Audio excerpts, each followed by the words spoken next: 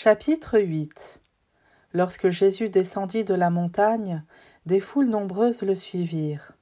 Et voici qu'un lépreux s'approcha, se prosterna devant lui et dit : « Seigneur, si tu le veux, tu peux me purifier. » Jésus étendit la main, le toucha et lui dit : « Je le veux, sois purifié. » Et aussitôt il fut purifié de sa lèpre. Jésus lui dit : « Attention, ne dis rien à personne, mais va te montrer au prêtre, et donne l'offrande que Moïse a prescrite, ce sera pour les gens un témoignage. » Comme Jésus était entré à Capharnaüm, un centurion s'approcha de lui et le supplia : « Seigneur, mon serviteur est couché, à la maison, paralysé, et il souffre terriblement. » Jésus lui dit : « Je vais aller moi-même le guérir. » Le centurion reprit : « Seigneur, je ne suis pas digne que tu entres sous mon toit, mais dis seulement une parole et mon serviteur sera guéri. Moi-même qui suis soumis à une autorité, j'ai des soldats sous mes ordres. À l'un je dis va, et il va, à un autre viens, et il vient, et à mon esclave fais ceci, et il le fait. » À ces mots, Jésus fut dans l'admiration, et dit à ceux qui le suivaient : « Amen, je vous le déclare, chez personne en Israël je n'ai trouvé une telle foi. Aussi, je vous le dis, beaucoup viendront de l'Orient et de l'Occident, et prendront place avec Abraham, Isaac et Jacob au festin du royaume des cieux, mais les fils du royaume seront jetés dans les ténèbres du dehors. Là, il y aura des pleurs et des grincements de dents. » Et Jésus dit au centurion : « Rentre chez toi, que tout se passe pour toi selon ta foi. » Et à l'heure même, le serviteur fut guéri. Comme Jésus entrait chez Pierre dans sa maison, il vit sa belle-mère couchée avec de la fièvre. Il lui toucha la main, et la fièvre la quitta. Elle se leva, et elle le servait.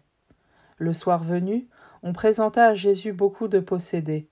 D'une parole, il expulsa les esprits, et tous ceux qui étaient atteints d'un mal, il les guérit, pour que soit accomplie la parole prononcée par le prophète Isaïe : « Il a pris nos souffrances, il a porté nos maladies. » Jésus, voyant une foule autour de lui, donna l'ordre de partir vers l'autre rive.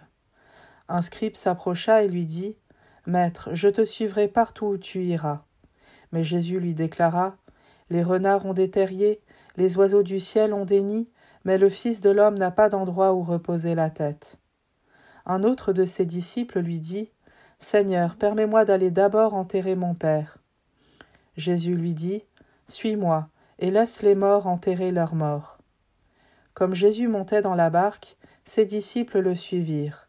Et voici que la mer devint tellement agitée que la barque était recouverte par les vagues. Mais lui dormait.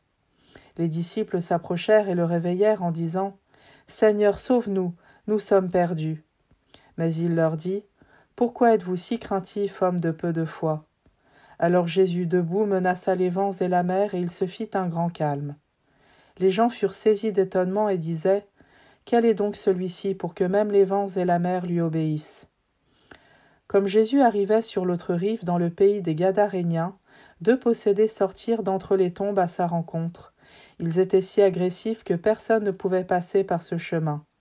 Et voilà qu'ils se mirent à crier : « Que nous veux-tu, Fils de Dieu ? Es-tu venu pour nous tourmenter avant le moment fixé ?» Or il y avait au loin un grand troupeau de porcs qui cherchait sa nourriture. Les démons suppliaient Jésus : « Si tu nous expulses, envoie-nous dans le troupeau de porcs. » Il leur répondit : « Allez. » Ils sortirent et ils s'en allèrent dans les porcs, et voilà que du haut de la falaise, tout le troupeau se précipita dans la mer, et les porcs moururent dans les flots. Les gardiens prirent la fuite et s'en allèrent dans la ville annoncer tout cela, et en particulier ce qui était arrivé aux possédés. Et voilà que toute la ville sortit à la rencontre de Jésus, et lorsqu'ils le virent, les gens le supplièrent de partir de leur territoire.